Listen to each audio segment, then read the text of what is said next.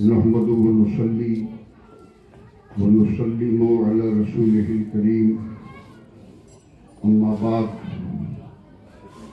أعوذ بالله من الشيطان الرجيم بسم الله الرحمن الرحيم إن الصفا والمروة من شعائر الله آمنت بالله صدق الله العلي العظيم بارگاہ نبوت و رسالت صلی اللہ تعالی علیہ وسلم میں ہدیہ درود پاک پیش کریں. پڑھیں اللہم صلی علی سیدنا مولانا محمد معدن الجود والکرم و آلہ بارک وسلم صلی اللہ تعالی علیہ وسلم.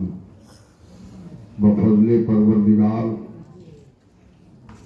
یہ چار افراد جس میں ہمارے برادر خود حضرت مولانا اویس رضا خیری صاحب بھی ہیں، عمرہ کے لیے جا رہے ہیں. رب قدیر کی بارگاہ میں سب لوگ مل جل کے دعا کریں اللہ تبارک و تعالی ان لوگوں کے سفر کو آسان فرمائے اور مقبول عمرہ کرنے کی توفیق عطا فرمائے، اور اللہ کا گھر رسول اللہ کا در دیکھ کر آنے کے بعد زندگی بالکل رائٹ اور وائٹ بن جائے. یہ سارے جانے والے جن کے دلوں میں بہت سارے ارمان ابھی مچل رہے ہیں اور ان کی عقیدت یہی کہہ رہی ہے کہ جاؤں گا میں کوئے نبی میں، یہ مت پوچھو پھر کیا ہوگا. جاؤں گا میں کوئے نبی میں، یہ مت پوچھو پھر کیا ہوگا. میری نظر روضے پر ہوگی، سامنے ان کا جلوہ ہوگا. میری نظر روضے پر ہوگی، سامنے ان کا جلوہ ہوگا. اور جس نے نبی کو دیکھا ہوگا وہ اس حال میں دیکھا ہوگا.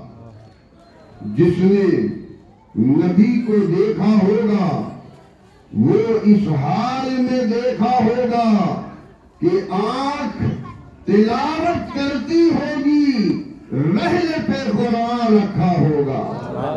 آنکھ تلاوت کرتی ہوگی، رحل پہ قرآن رکھا ہوگا. اور میرے نبی جی آتے ہوں گے، دوش پہ نوری چادر ہوگی.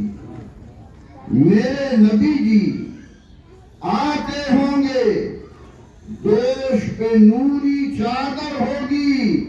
اور عالم یہ ہوگا کہ در پہ نماز عشق پڑھوں گا، در پہ نماز عشق پڑھوں گا اور نقش قدم پر سجدہ ہوگا، نقش قدم پر سجدہ ہوگا. محترم حضرات، حقیقت اصل میں یہی ہے کہ دنیا اور آخرت کی دولت اولاد کو جو حاصل ہوتی ہے، چاہے دنیا کی زندگی سرخرو ہو، آرام دہ ہو، خوشحال ہو اور بچہ دیندار بن جائے، اس میں اہم رول ماں باپ کا ہوتا ہے.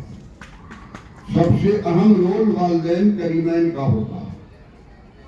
اس لیے کہ حدیث پاک میں آتا ہے اللہ کے نبی صلی اللہ علیہ وسلم ارشاد فرماتے ہیں ماں باپ کی رضا میں اللہ اور اس کے رسول کی رضا.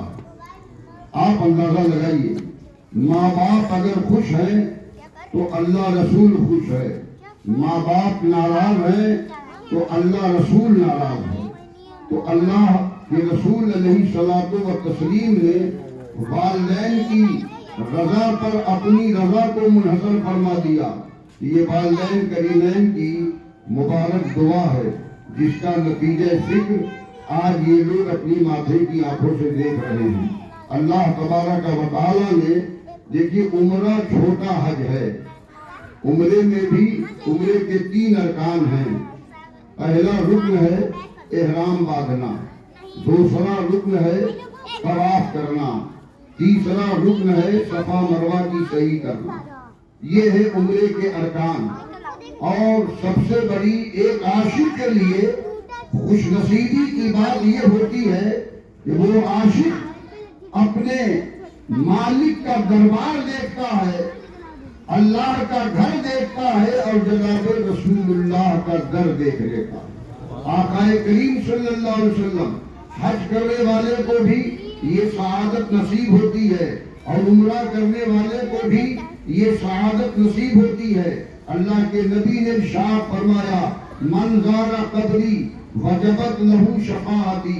سرکار کی پیاری حدیث پاک کہ جس نے میرے قبر کی زیارت کر لی اس کو میری شفاعت واجب ہو گئی.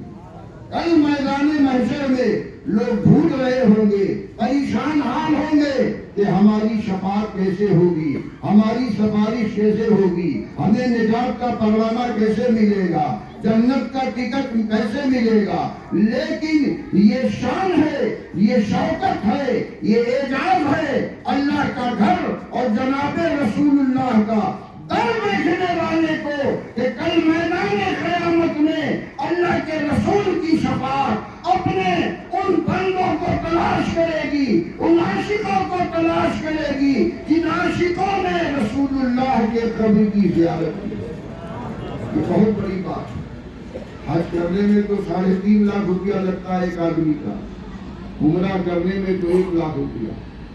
اللہ تعالیٰ جسے وہ سعادت دے 1 لاکھ روپے میں یہ وسعت ہو تو اسے ہر کام کو چھوڑ کر کرنا چاہیے کہ وہ اللہ کے گھر کی زیارت کر لے، رسول اللہ کے در کی زیارت کر لے، تاکہ اس سند کا حقدار بن جائے کہ کل میدان قیامت میں ہماری بلڈنگیں، عمارتیں، جائیداد، ہماری ثروت، ہمارا خزانہ ہمارے کام نہیں آئے گا.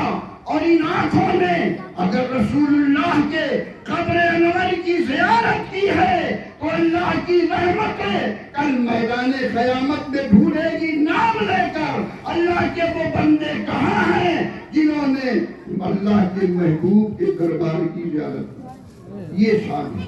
جہاں تاریخ تھا، ظلمت لگا تھا، سخت کالا تھا، کوئی پردے سے کیا نکلا کہ گھر گھر میں اجالا تھا. ربیع الاول شریف کا مہینہ، اس مہینے کی 12 تاریخ دوشنبہ کا مقدس دن، صبح صادق کا حسین لمحہ اللہ کے نبی کی مقدس آمد ہوئی. آئیے ہم اور آپ کی ادب کے ساتھ نذرانے صلاۃ و سلام پیش کریں.